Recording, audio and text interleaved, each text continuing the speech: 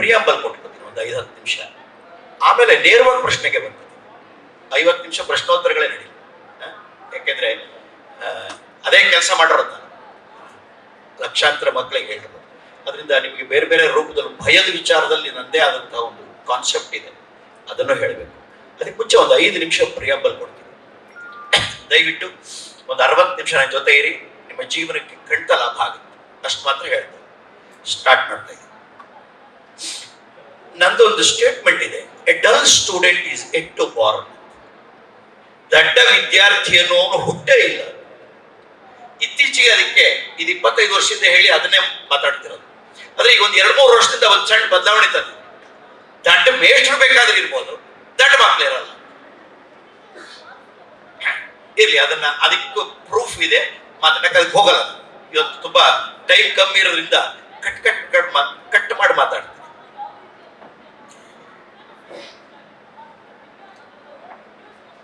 ಯಾವುದೇ ವಿದ್ಯಾರ್ಥಿಗೆ ಮೊದಲು ನಮ್ಮಪ್ಪ, ಅವರಪ್ಪ, ನಮ್ಮಮ್ಮ, ಅವರಮ್ಮ 3 ಸಮಸ್ಯೆಗಳನ್ನು ಹೇಳ್ತಾ ಇದ್ದರು. ಮೊದಲನೇದು ಸಾಮಾಜಿಕ ಸಮಸ್ಯೆ.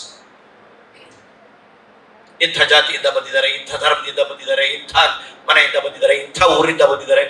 ಹೆಣ್ಮಕ್ಳಿಗೆ ಓದಕ್ಕೆ ಅವಕಾಶ ಕೊಟ್ಟಿರಲಿಲ್ಲ, ಕೆಲವು ಜಾತಿಯವ್ರಿಗೆ ಓದಕ್ಕೆ ಅವಕಾಶ ಕೊಟ್ಟಿರಲಿಲ್ಲ. ಇವತ್ತು ಕಾನ್ಸ್ಟಿಟ್ಯೂಷನ್ ಬಂದು, ಸ್ವತಂತ್ರ ಬಂದು, ಪ್ರಪಂಚ ಎಲ್ಲ ಬೆಳೆದು ಇವತ್ತು ಸಾಮಾಜಿಕ ಸಮಸ್ಯೆಗಳು ಕಡಿಮೆ ಆಗಿದೆ, ಅಥವಾ ಇಲ್ಲ ಅಂತ ಹೇಳ್ಬೋದು. ಎರಡನೇ ಸಮಸ್ಯೆ ಹಿಂದಿನವ್ರು ಹೇಳ್ತಿದ್ದು, ಈಗಲೂ ಹೇಳ್ಬೋದು. ಎರಡನೇದು ಕೌಟುಂಬಿಕ ಸಮಸ್ಯೆ. ನಮ್ಮ ಅಪ್ಪ ಅಮ್ಮ ಜಗಳ ಆಡ್ತಿರ್ತಾರೆ, ನಮ್ಮಲ್ಲಿ ಸಪರೇಟ್ ರೂಮ್ ಇಲ್ಲ, ನಮ್ಮಲ್ಲಿ 5 ಜನ ಮಕ್ಕಳು ಒಂದೇ ರೂಮು, ನಾವು ತುಂಬಾ ಬಡವರು, ನಾನು 2 ಡ್ರೆಸ್ ಚೇಂಜ್ ಮಾಡ್ಕೊಂಡು ಬರ್ಬೇಕು ಶಾಲೆಗೆ. ಕೌಟುಂಬಿಕ ಸಮಸ್ಯೆಗಳು. ಇವತ್ತು ಆ ಪ್ರಾಬ್ಲಮ್ ಇಲ್ಲ. ನಮ್ಮ ಅಪ್ಪನ ಅಪ್ಪಂಗೆ 12 ಮಕ್ಕಳು, ನಮ್ಮ ಅಪ್ಪನ ಅಪ್ಪಂಗೆ 6 ಮಕ್ಕಳು, ನಮ್ಮ ಅಪ್ಪಂಗೆ 3, ನನಗೆ ಒಬ್ಬನೇ. ನಮ್ಮಲ್ಲೇನು ಸತ್ಯನೋ ನಿಮ್ಮಲ್ಲೂ ಈ ಸತ್ಯ. ಅದರಿಂದ ಇವತ್ತು ಒಬ್ರು ಇಬ್ರು ಚೆನ್ನಾಗಿ ಓದ್ಲಿ ಅಂತ ಪಾಪ ಪ್ರಾಣ ಬಿಡ್ತಾರೆ ಪೇರೆಂಟ್ಸ್. ಅದರಿಂದ ಕೌಟುಂಬಿಕ ಸಮಸ್ಯೆಗಳು ಈಗಿಲ್ಲ. Separate room, separate floor, AC room, ಕೇಳಿದ್ದೆಲ್ಲ ಕೊಡಿಸ್ತಾರೆ, 1ನೇ ಕ್ಲಾಸ್ಗೆ ಲ್ಯಾಪ್ಟಾಪು. ಓಕೆ, ಇರ್ಲಿ. ಸೊ ಅದರಿಂದ ಕೌಟುಂಬಿಕ ಸಮಸ್ಯೆಗಳು ಈಗ ಸಾಕಷ್ಟು ಇಲ್ಲ, ಕಡಿಮೆ ಆಗಿದೆ. ಮೂರನೇದು ಶೈಕ್ಷಣಿಕ ಸಮಸ್ಯೆಗಳು, ಸ್ಕೂಲಿಂಗ್ ಪ್ರಾಬ್ಲಮ್ಸ್. ನಮ್ಮ ಎಷ್ಟು ಪಾಠನೆ ಮಾಡಲ್ಲ, ನಮ್ಮ ಮ್ಯಾಥಮೆಟಿಕ್ಸ್ ಎಷ್ಟು ಪಾಠ ಮಾಡ್ತಾರೆ, ಏನ್ ಮಾಡ್ತಾರೆ ಅಂತ ಅರ್ಥ ಆಗಲ್ಲ. ನಮ್ಮ ಲೈಬ್ರರಿನೇ ಇಲ್ಲ, ನಮ್ಮ ಲ್ಯಾಬ್ರೇಟರಿನೇ ಇಲ್ಲ, ನಮ್ಮ ರಿವಿಷನ್ನೇ ಮಾಡಲ್ಲ, ನಮ್ಮ ಎಷ್ಟು partiality, lot of schooling problems. ಇವತ್ತು ಹಾಗೇನಿಲ್ಲ. ಸರ್ಕಾರಿ ಶಾಲೆಗಳು ಪಾಪ ಎಷ್ಟು ಕಷ್ಟಪಟ್ಟು ಕೆಲಸ ಮಾಡ್ತಾ ಇದ್ದಾರೆ, ಪ್ರೈವೇಟ್ ಶಾಲೆಗಳು ಫೆಸಿಲಿಟೀಸ್ ಕೊಡ್ತಾ ಇದ್ದಾರೆ. ಸೊ ಇವತ್ತು ಶಾಲೆಗಳಲ್ಲೂ ಸಮಸ್ಯೆಗಳಿಲ್ಲ, ತುಂಬಾ ಕೆಲಸ ನಡೀತಾ ಇದೆ. ಉಚಿತವಾದ ಶಿಕ್ಷಣ, ಉಚಿತವಾದ ಯೂನಿಫಾರ್ಮ್, ಉಚಿತವಾದ ಮಧ್ಯಾಹ್ನದ ಊಟ, ಉಚಿತವಾದ ಎಗ್ಗು, ಉಚಿತವಾದ ಟೆಕ್ಸ್ಟ್ ಬುಕ್ಸು. ಸೊ ಎಲ್ಲ ಸಮಸ್ಯೆಗಳು ಶೇಕ್. ಈಗ ನಂದೊಂದು ಪ್ರಶ್ನೆ ಇದೆ. ನಿಮ್ಮಪ್ಪ, ನಿಮ್ಮಮ್ಮ, ನಿಮ್ಮಜ್ಜಿ ಈ 3 ಪ್ರಾಬ್ಲಮ್ ಹೇಳ್ತಾ ಇದ್ರು. ನಿಮಗೆ for you that those 3 problems are not the problems.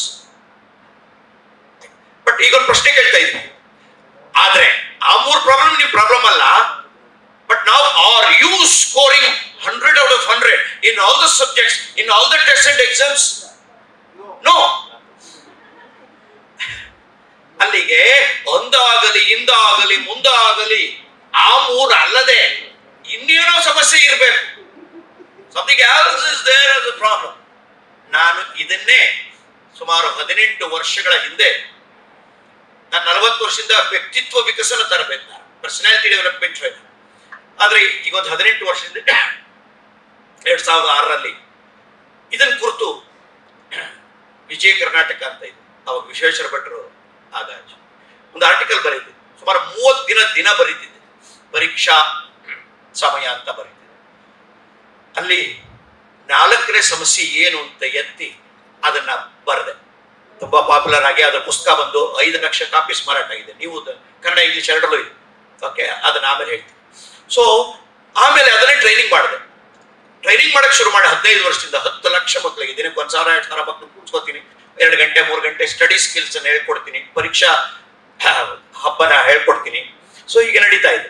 ಇರ್ಲಿ, ಅದೇ 4ನೇ ಪ್ರಾಬ್ಲಮ್ಮು ವೈಯಕ್ತಿಕ ಅಧ್ಯಯನ ಸಮಸ್ಯೆ, ಪರ್ಸನಲ್ ಸ್ಟಡಿ ರಿಲೇಟೆಡ್. ಈ ಸಾಮಾಜಿಕ ಕೌಟುಂಬಿಕ ಶೈಕ್ಷಣಿಕ ನನ್ನ ಹೊರಗಿನ ಸಮಸ್ಯೆ, ನನ್ನ ಒಳಗಿನ ಸಮಸ್ಯೆ ಅದೇ ಪರ್ಸನಲ್ ಸ್ಟಡಿ ರಿಲೇಟೆಡ್ ಪ್ರಾಬ್ಲಮ್ಸ್. ನಾನು ಅಂಡರ್ ದಟ್ ಎಷ್ಟು ಏನೇನಿದೆ ಅಂತ ಪಟ್ಟಿ ಮಾಡಿದೆ. ಎಷ್ಟಿದೆ ಗೊತ್ತೇ? 20 problem. There are 20 problems under personal study related problems. ಆ 20ನ್ನ ಸಾಲ್ವ್ ಮಾಡ್ಕೊಂಡ್ ಬಿಟ್ರೆ ದಡ್ಡ ಜಾಣ ಇಲ್ಲ. Anybody can score 100. ಯಾರು ಬೇಕಾದ್ರೂ 100 ತೆಗಿಬಹುದು. ಇವತ್ತು ಅದನ್ನೆಲ್ಲ ಹೇಳಕ್ಕಾಗಲ್ಲ.